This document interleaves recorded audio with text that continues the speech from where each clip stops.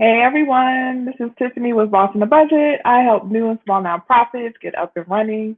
I go live every week to talk through new grant opportunities. So if you are joining me for the first time, welcome. If you're joining me for not the first time, welcome back. Thank you for joining. Please share or just tell people about this channel so more people can learn about grant opportunities. So what I'm going to do tonight is just go through actually four. Usually I do three, but I'm going to go through four grant opportunities that I sent to my list last Friday. And I'm just going to walk through them, explain them, give tips if anything comes to mind about how to approach it or how to apply.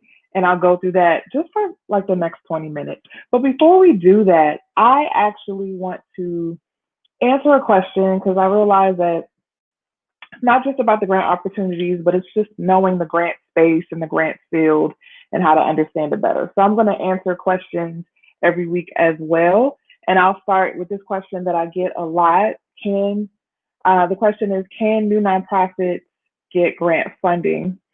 And depending on who you talk to, the answer may be yes and the answer may be no. But the answer, like so many answers I have, is it depends. So if you have certain things in place, certain strategies, certain assets in place, you're way more likely to win grants. But ideally, and then I kind of your ducks in a row, and I'm going to talk about three things that can help you have your ducks in a row before you are able to accept grant awards. Now, if you are new and small, you don't know a lot of people, you haven't really had a track record or done a lot of programming work, it's harder to get grants, but it's not impossible. So here are three things you need to consider if you're a new organization and you're trying to get grants. The first thing you need to do to be more, for people to pay more attention to you is to stand out in a way. So you got to be vocal about what you do, and you got to have like a unique spin on who you are and what you do. So do you talk about an issue in a way that nobody is talking about it? Are you serving a population that people are ignoring? Are you lifting up the voices of people who are often ignored and you just have a fresh spin on it? So if you are doing any of those things and you're actually filling a gap, then you should absolutely put yourself out there and try to secure some funding, because people, especially in 2020, funders in particular, were kind of called to the carpet about not addressing certain things. And one of the big things that they have not really done well is diversity and inclusion. So if you were a Black-led organization, or if you were people of color, or you served colors, communities of color and things like that, then you in particular had an edge when it came to funders, because there was so much attention around that this year. And actually going into next year, there's going to be a whole lot of attention on that. So if you serve exclusively Black people or communities of color, I really recommend that you lift that up, lift up what you're doing, post on your social media all the time, have an email newsletter, leverage your local media, leverage Twitter to make connections with your media on Twitter so that you can get your message out there. Because whether you believe it or not, funders actually go on Google, they go on social media, and they come find you. They come learn more about you. And if you have a big presence, when you apply, they're way more likely to pay attention to you if you have some like social cred, you've done some work, you're everywhere. So I would say focus on that, pay attention to that, number one. The second thing I would do if I was a new organization, I'm just looking at my notes, y'all, is just have a plan. So don't be like, oh, I have this new thing I'm trying to do, and it's going to be so great, and you don't have anything written down, and it's not clear how you're going to approach it. Every time you talk to somebody, it's something different. Hey, Lynn, thank you for joining. Make sure you have a clear plan and a clear strategy, and make it simple. Don't go, oh, I'm going to do this for this community, I'm going to do this, this, and this. Streamline it and make it simple. Very simple, so it's easy for people to repeat, and it's easy for people to understand when you say it back to them. And you can practice with somebody who doesn't know your work, and you can say, hey, this is what we're trying to do. Say it back to me to make sure I said it the way I'm trying to convey it to you. And that can help you understand whether or not you're actually being clear with people and you actually have a simple message. So have a simplified message and write down what you're trying to do. Have some kind of one pager, have some kind of deck or something that you can present to people so that it's easy for them to look at and it's something that you can say consistently. You have a consistent message, okay? And the third thing before I get to the opportunities tonight is when you're a new organization, you're trying to attract funding, talk to as many people as you can. Funders love partnerships. They love to see that you're leveraging your community resources, you're leveraging partners and other nonprofits in your local area because you appear stronger, you appear more savvy, right? And you're much more likely to be able to use those partnerships to stay around longer. So it speaks to your longevity, it speaks to your strength. And also, if you're new, it speaks to some credibility. So if you're a new organization and you approach me and I'm a funder and I don't see that you've connected to anyone, you don't know anyone in the field, you haven't really done any work, I really have nothing to go off. But if I know you're connected to someone or something that's credible, and I know that that person who's credible wouldn't just vouch for anybody, then I have a lot more confidence that you're going to do what you said you're going to do and you're actually going to execute. So leverage your partnerships, figure out who you can tie or connect yourself to, who you can do joint work with, who you can just talk with to help you design your programs, anything you can do to get your name out there to partner with churches, local officials, other nonprofits, businesses, media. Do all of that because the more you talk about yourself, the more visible you will be and it builds your credibility. So those are the three things I should focus on that you should focus on as a new nonprofit when you're just getting started and you're trying to attract grant funding. All right, let's get to the first grant opportunity for the night. If you want to get these grant opportunities in your inbox every Friday, I just dropped a link to my grants worksheet. You sign up that way, you get access to my free grants worksheet, but also you get added to my mailing list where I send grant opportunities every week. All right.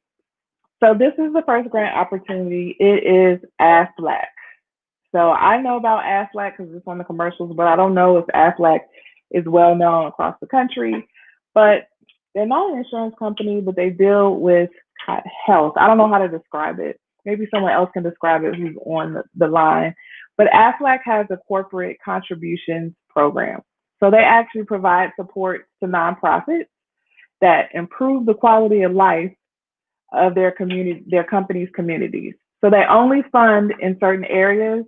That is Columbus, Georgia, Omaha, Nebraska, Albany, New York, and Columbia, South Carolina. And it seems random, but it's not. It's where they're located. It's where their offices are, and that is not uncommon. So you always should check out the landscape in your area, check out where the businesses are in your area, if people are headquartered there, or if they have satellite offices there, because they likely provide support to local nonprofits. So if you are in those areas, they cover issues around children and youth, education, the environment, health and human services, civic and community, arts and culture, and minority affairs. So that's really, really broad. So if you know anyone in those areas who might be interested in that, please share this information with them. The link I provided, which you should see in the comments, is actually a link to a PDF, which is the actual application. And it's a very simple application, y'all. So if you know someone who needs this kind of help, please share this with them. The application deadline is January the 2nd. So it's coming up quickly, but it's so easy. Like I'm going to go through it really quickly to show you what they're asking of you. So they're asking where you're located of those 4 different areas I mentioned. They're asking, are you supported by the local United Way? They're asking for the name of the project, or it can support an event. And in 100 words or less, they want you to summarize the purpose of the request.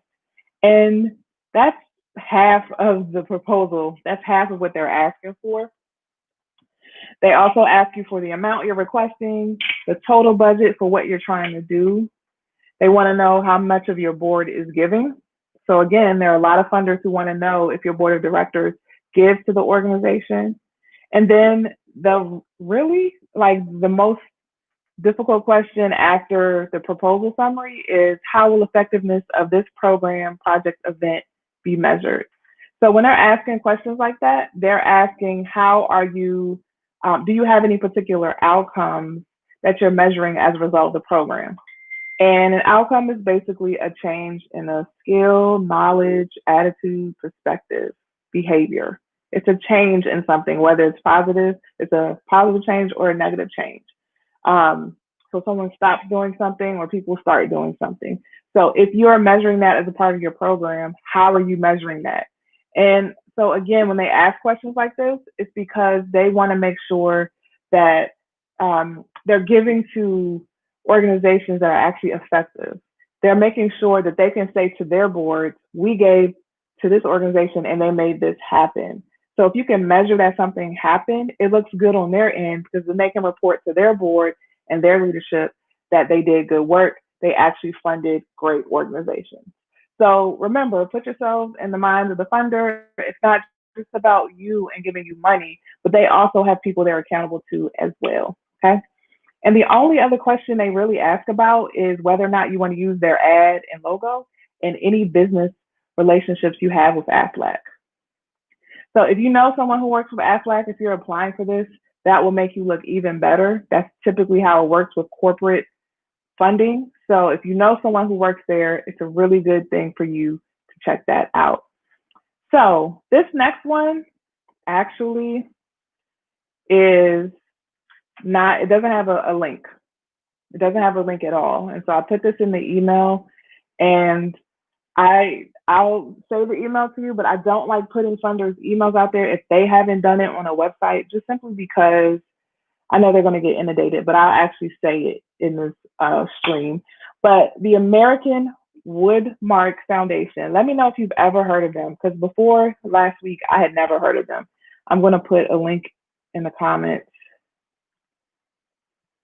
There you go. The link in the comments to the actual company so you can check them out. So the American Woodwork Foundation, they actually, again, support nonprofits in the communities where they work. So that link that I just provided for you guys is a link to their company map. So you can see on the map if they work in your local area.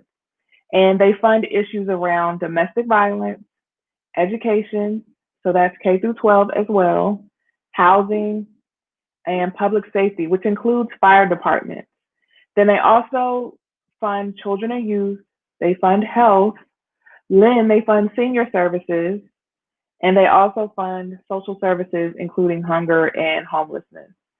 So if you know anyone who works in those areas, especially people for fire departments, because it's hard to find apparently funding for volunteer fire departments, let them know about this in particular. And I actually forgot to say, I usually have a theme around the grants that I share every week. And the themes for this week are funders who provide general operating funds. So if they provide grants that are unrestricted, basically, that you can use for almost anything, then I put them in this week's email. So this is one of those. In order to apply, you have to submit a letter of inquiry, and you have to send a copy of your 501c3 letter, and you have to send it to awfoundation@woodmark.com. So I'm going to say that one more time. Submit a letter of inquiry and a copy of your 501c3 letter to awfoundation@woodmark.com. There is no deadline, and they just accept the applications year round as they get them.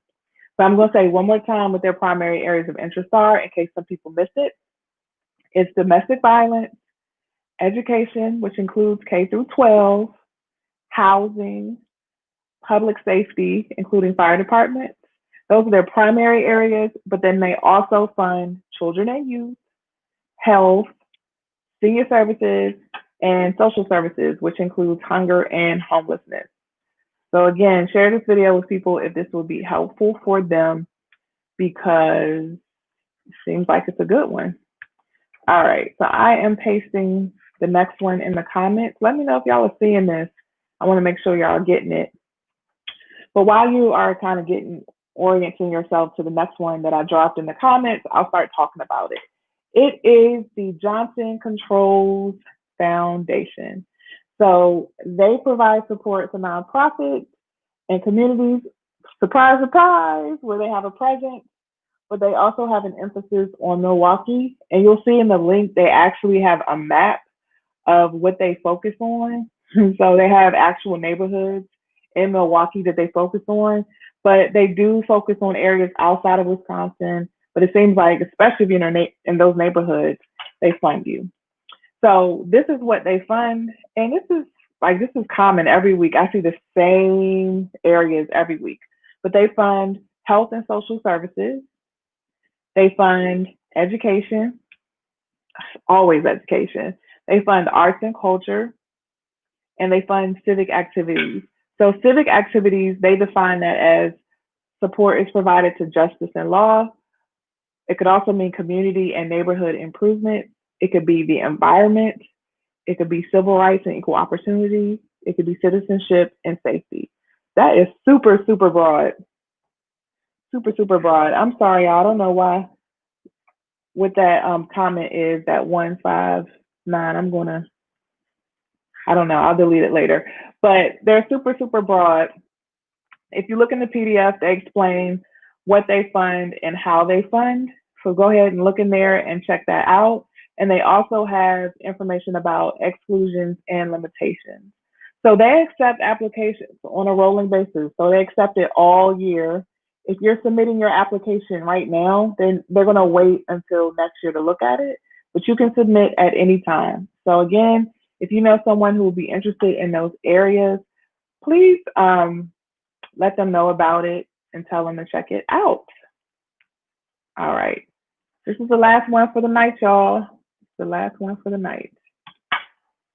This is for Lockheed Martin. All right. So Lockheed Martin. So again, this quality of life, we saw that in the first one that I talked about. They are invested in the quality of life where their company employees work and live. So all four of the grants that I'm talking about today are all focused on companies. These are corporate funders, and they focus on the areas where they actually have a presence, which makes a lot of sense. So they actually fund programs of nationwide interest, which is so weird to me that they only focus on their company presence, but then they also do nationwide. So check it out, because this might be applicable to you. Okay. So these are the areas that they fund. They fund STEM education. So that's science, technology, engineering, and math for all you guys that don't know what that is. And they do STEM education outreach for elementary school all the way to college. It could be programs, it could be events, it could be campaigns, teacher development. It can focus on gender and ethnic diversity. So if you, especially in STEM, if you have a program to get more girls into STEM, or if you have a program to get more Black girls into STEM, that's what they're talking about. So if you have a program like that, they'd be interested in you. They also are interested in military and veteran support.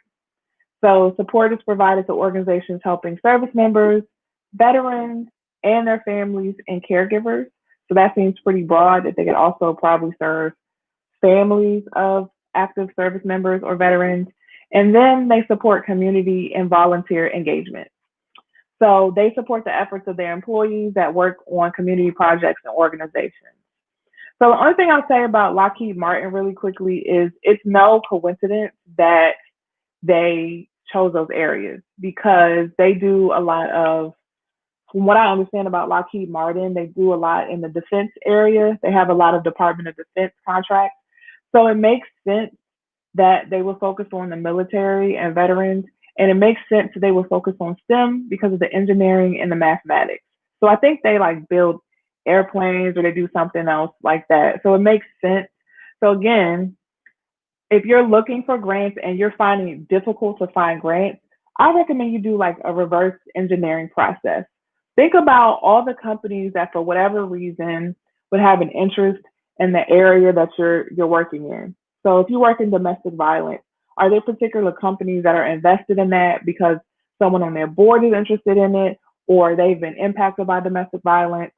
An example I used a few years ago was like the NFL. So they were getting hit left and right at one point around domestic violence issues. And so they invested in that for their image.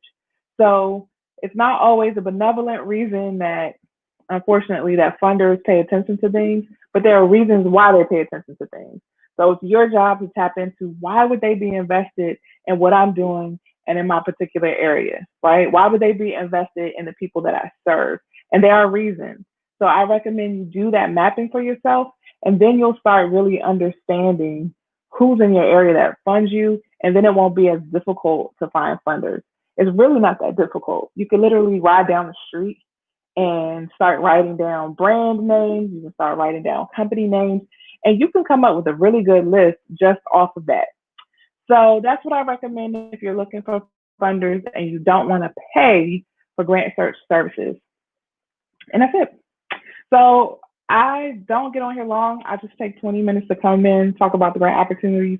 If you have questions, I'm here to chat. If you want to wait till next week, or if you have a question you want me to answer next week, I can do that as well. And if you have a theme, so if you want me to focus on certain grant opportunities in the email this week that's going out on Friday, let me know in the comments because I will focus on it. I will look for those grants in particular and make sure I send it out to folks. All right, y'all. I hope you have a Merry, Merry Christmas, and I will see you next week.